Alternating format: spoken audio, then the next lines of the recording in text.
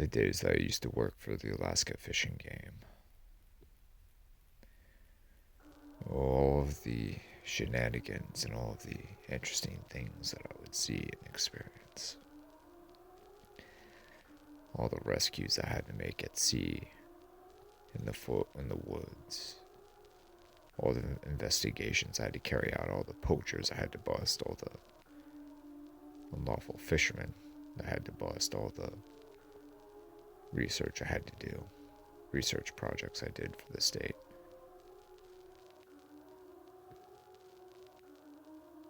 Till there was one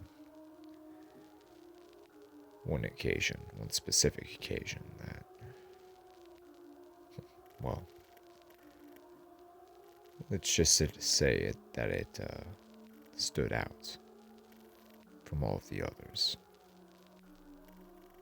in a very glaring way.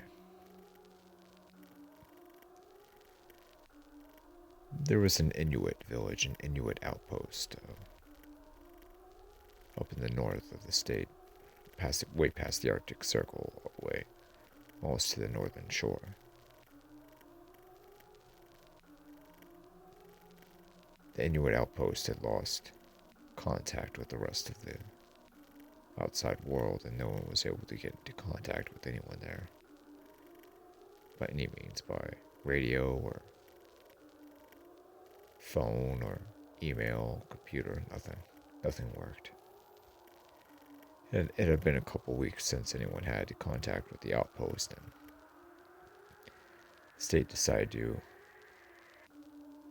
do an investigation in a search and rescue mission, a quasi search and rescue mission of the area to see if there were any survivors and to find out what had happened. I was assigned to this, of course, and since I was one of the more effective officers on the force, I accepted the assignment. I had a team of 10 men, and we loaded up the helicopters, loaded all of our gear, our search equipment, and we headed out toward the outpost. It's about an hour and a half, 2-hour flight from Nome all the way up to the northern outpost. And the environment, the place was very, very desolate, very isolated, very cold, very just unpleasant, just in your face, just a nasty environment. Finally, we landed and then started filing out of the helicopters, and we began with our search. First, we went to the actual buildings, the homes, the headquarters, the houses. We began to call out. We called out for several minutes and there were no answers.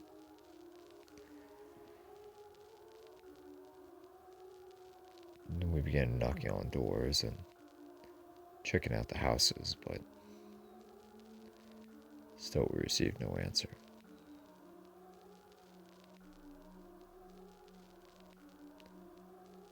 Hello, I called out.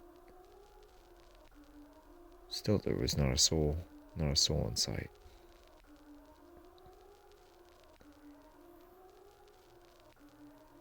Till we made our way over to one of the main mess halls, one of the common buildings. It was one of the buildings where tribal affairs was handled and local politics was debated. That's when we began to see blood. A long streak of blood was in the snow from the back of the building all the way to the shore. checked the back, and the entire back side of the building had been collapsed in.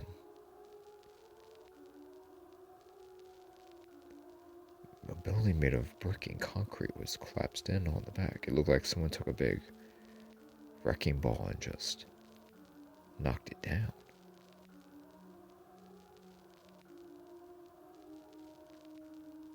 I paused,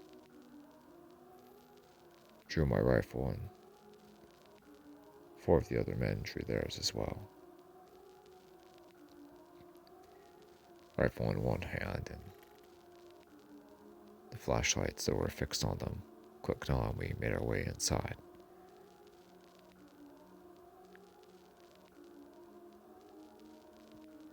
Inside there was just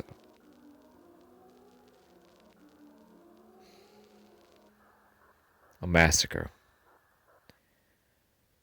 beyond anything that you could possibly visualize or imagine. It looked like something out of a horror movie. It was just horrible. Men, women, children, all of them were mangled, just small husks of their former selves, just dried blood everywhere, and just corpses after corpse after corpse, corpses everywhere, consumed corpses.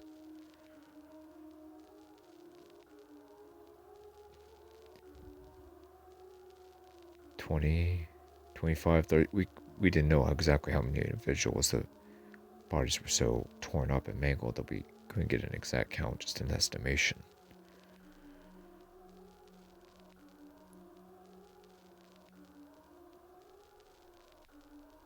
We made our rounds through the building and checked every room, and there wasn't a single living soul left in there.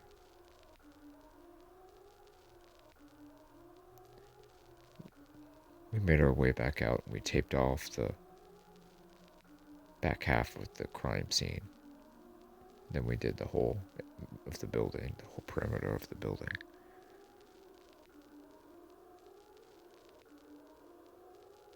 "Johnson, get back in touch with headquarters. Let them know what's going on." "Yes, Danielson, I'll do so right now."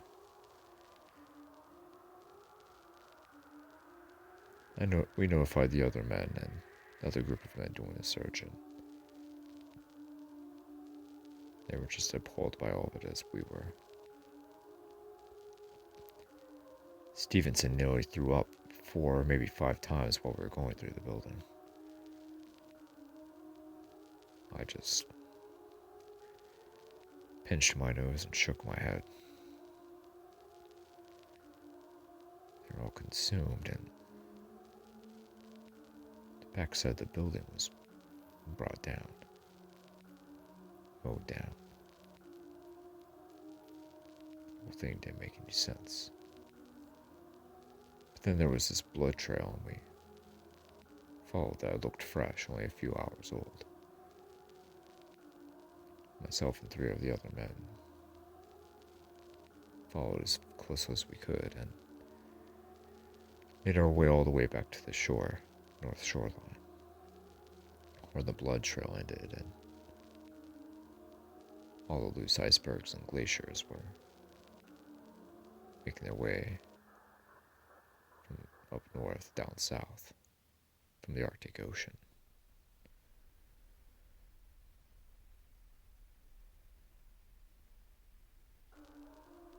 "The hell do you think this was?" asked one of the men. I shrugged my shoulders. "Can't be too sure. It can't be anything. The problem is I don't know what the hell can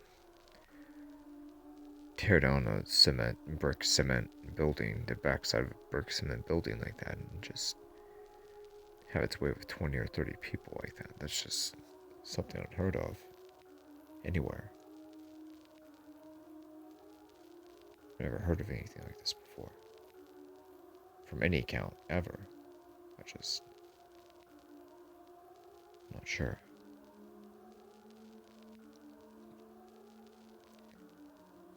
We recognize a brown woodshed, fairly large one, at the back of the complex, not too far from where we were standing at the shoreline.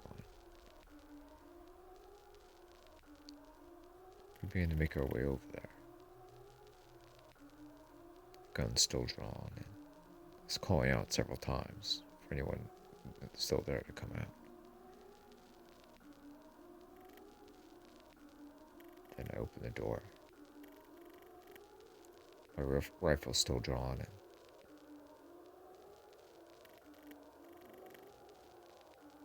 to my shock and horror, there was blood all over.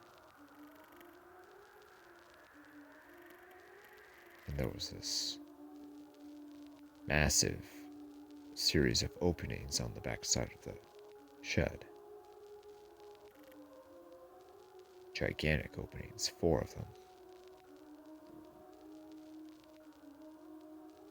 They almost looked like giant claw marks, as though something enormous just came and just ripped the back side of the shed.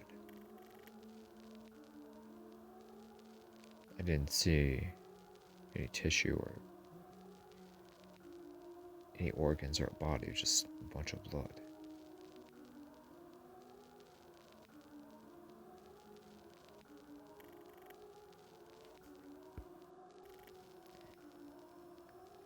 Captain, how the... said one of my officers. I shrugged my shoulders. I don't know. We need to get the state police up here as soon as possible. I said, what's we doing with the men? We gotta get some extra help out here. We're naked out here. We don't know what we're dealing with, and whatever it was just ripped through 20 or 30 plus people like they were nothing. We need to find out what's going on out here. I said it in an urgent but measured voice. The wind began to pick up a little bit, but it was still a relatively mild day, considering the season. Schultz screamed out from the shoreline.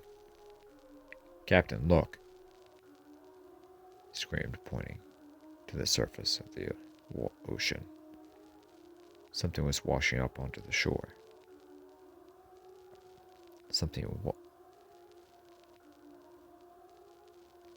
It was the carcass of a beluga whale. Slowly, I made my way over. "Look, Captain, it's a beluga whale." "Yes." I nodded gravely. "Captain, what the hell did this?" The whale was tore up. Spine severed. Ripped in two. Completely consumed. Vertebrae crushed and smashed and broken, shattered. All the blubber stripped of the body.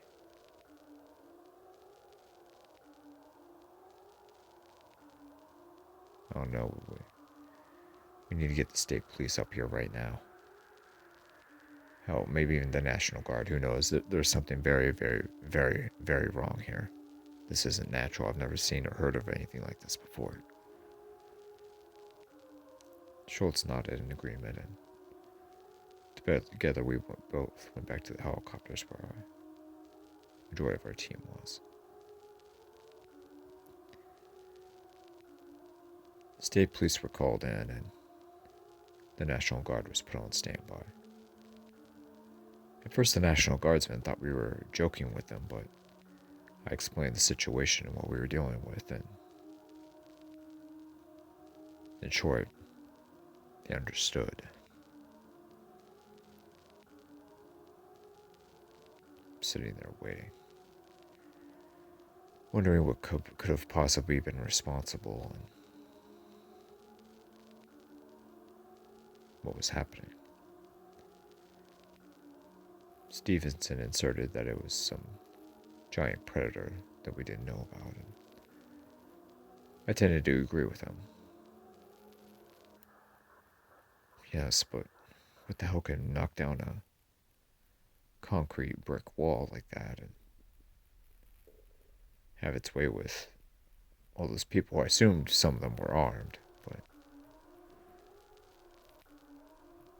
tear up a beluga whale like that and just rip apart a shed, it's just... I've never heard of anything like this before. It's just unheard of.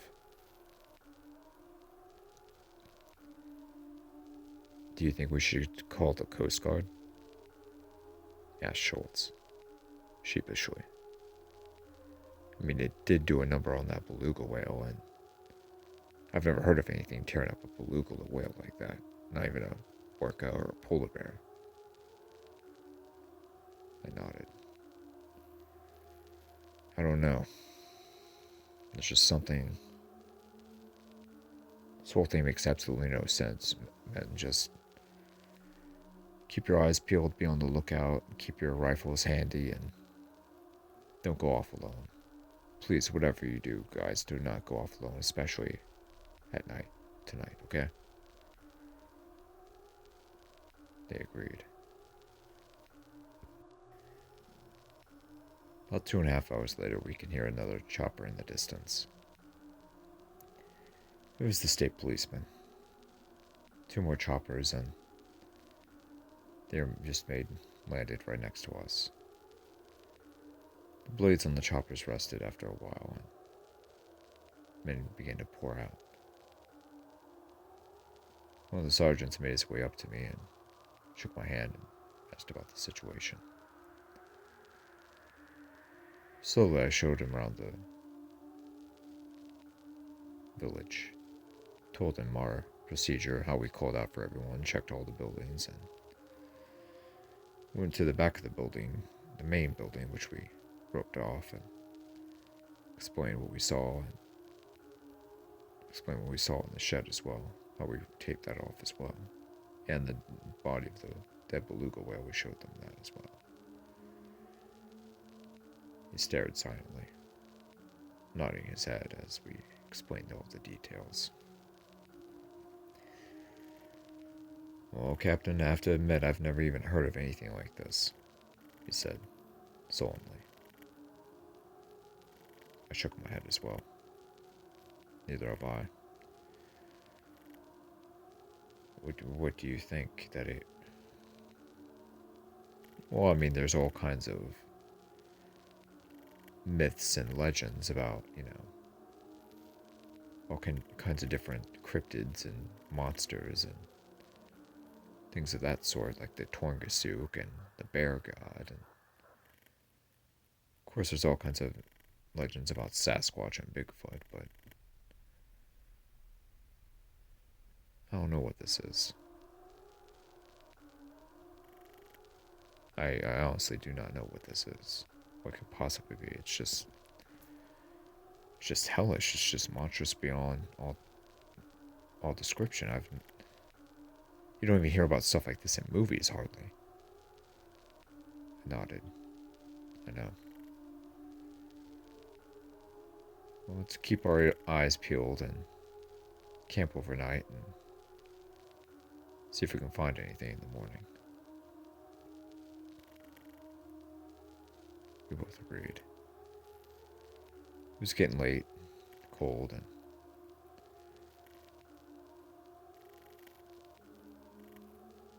brought our own tents. Some men even took liberties to sleep in some of the houses, but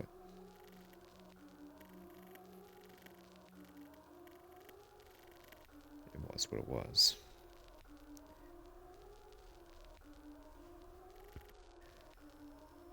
I wake up in the middle of the night and hear screaming and gunshots going off in the distance.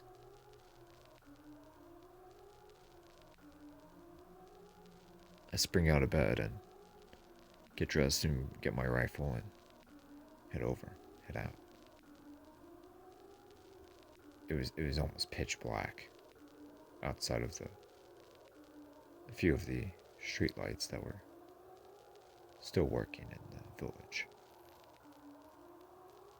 The wind howled and the snow just poured and poured. Still, men's screams and gunshots could be heard in the distance. Then a deafening roar.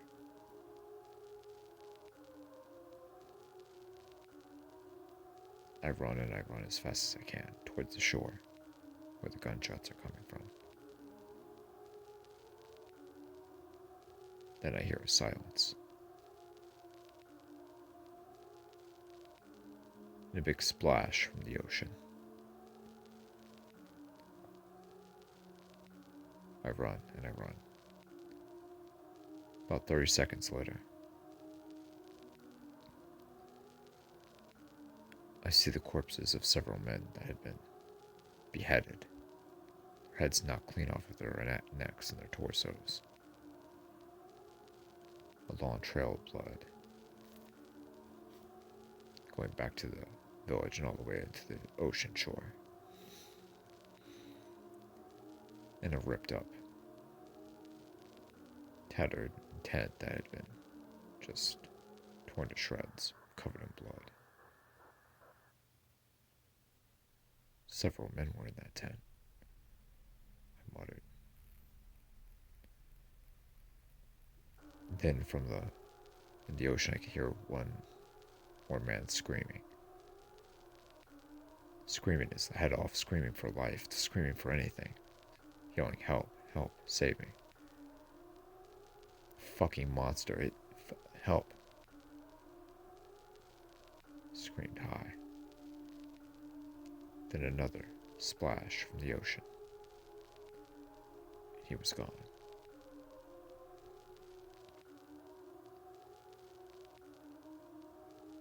Turned my spotlight on it. Just barely make out what was blood oozing out from the depths of the ocean.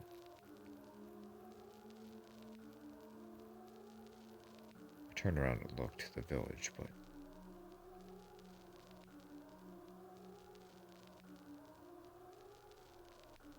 there's no one else.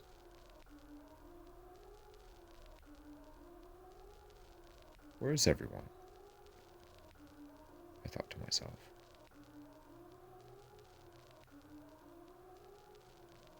I'm beginning to run back toward the village and toward the choppers and the tents and the houses, but no one else was answering. No one else was there. I was all alone. There were over 20 men. Now they're all gone except me. Where the hell did they go? The tents weren't there. The long track marks of blood, the long blood trail leading from the camp just outside the village all the way to the shoreline. I'd sprung to action so quickly that I didn't even notice it.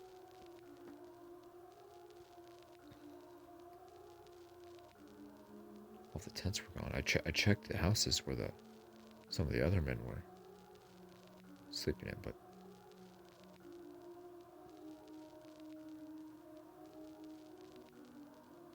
the roofs had been torn off the tops of the houses, and the interiors were covered in blood. Several bones, crushed bones, were visible as well.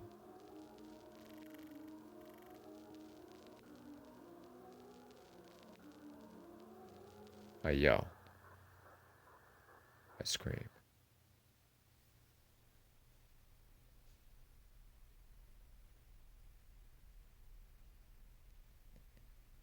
Then I go back to the shore with my spotlight still on, looking and monitoring the ice flows and the glaciers, icebergs.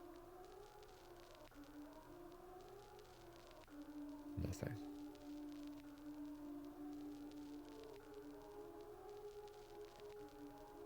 I go back to one of the chopper. Turn on the radio, turn the proper channel, and I notify both the National Guard and the Coast Guard of my situation. Coast Guard said they're sending some people over immediately, and the National Guard complied as well.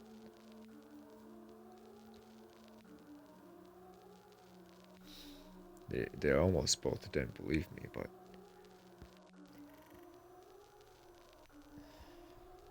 I shook my head as I waited in the chopper. As day break began to happen, I ventured out toward the shore. Began to hear the motor of a boat. Looked out my binoculars for a look, and sure enough, it was a boat, an inflatable boat. It was a Coast Guard rescue boat, mini boat. Looked further off, and there was a Coast Guard icebreaker in the distance, coming closer and closer to shore. I shouted and I waved, waving my arm. Another man looking through binoculars saw me, and the boat began to make its way toward the shore. Oh, thank God I'm saved, I whispered. Then, a sudden burst from the ocean. The inflatable was in the jaws of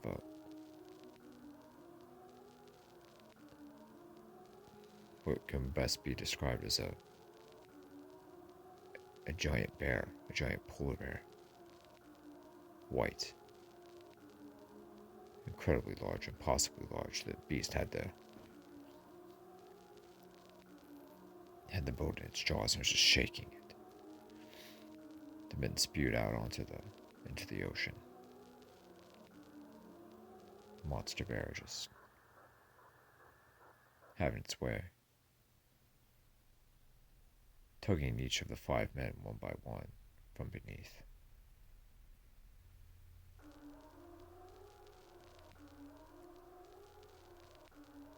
Then the terrible beast made it surfaced and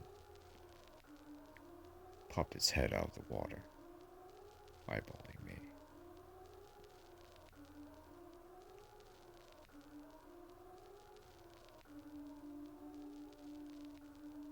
It stared and stared and stared. Then slowly it made its way out of the water and up onto to a nearby ice floe, and then off of the ice floe and into the water again.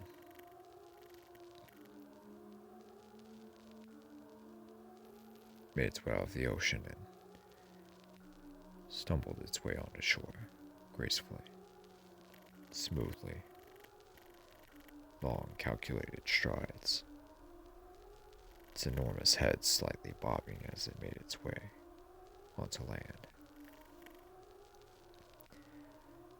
The eyes were never taking off me. The giant bear kept moving. The thing was just a frightful sight. It must have been 11 or 12 feet at the shoulder.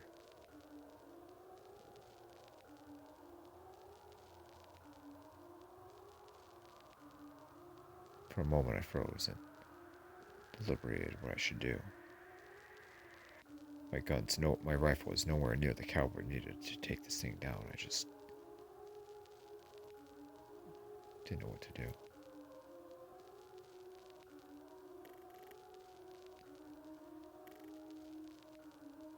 Instinctively, I made my way into the village. I ran. I know I'm not supposed to run when a predator is nearby. I just ran. I didn't know what to do. The monstrous beast made its way toward me. As it was getting close, I turned and I went around one of the buildings. The monster huffing and growling as it ran. Circled back around and met me outside of one of the buildings. Then turned around and ran back. The beast was hot on my tail.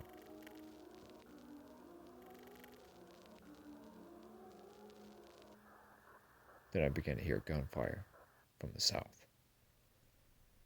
It's the National Guard. A small platoon, but it was the National Guard nonetheless. Rifle fire. The beast turned around and reared up on its hind legs. 25, 30 feet tall.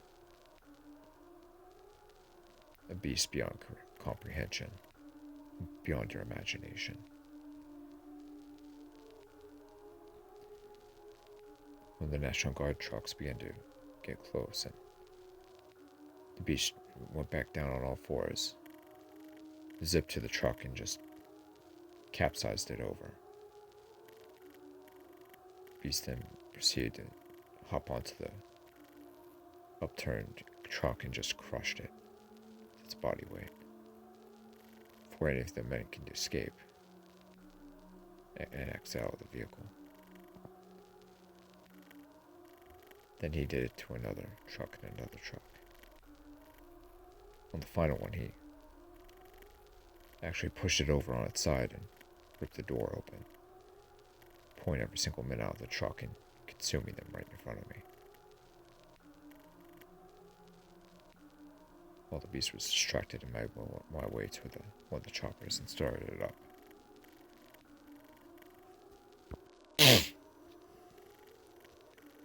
As I was beginning to lift off, one of the National Guardsmen who was crippled was hanging onto the middle of the landing gear of the chopper. I was already 20 feet up until I noticed him. He screamed and begged. I opened my cockpit door and was fixing to lift him up, but Beast grabbed him by his crippled leg and began to pull the chopper down with him. I tried to grab onto his hand, but the beast took him.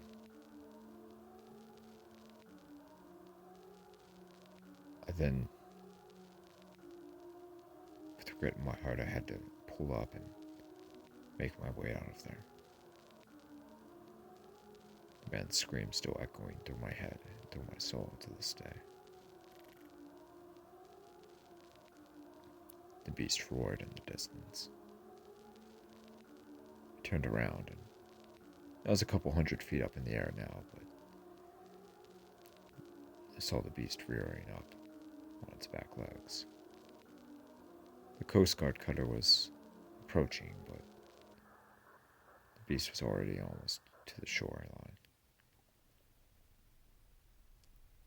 It stared at me as I made my way back home from the icy hell that I had just endured.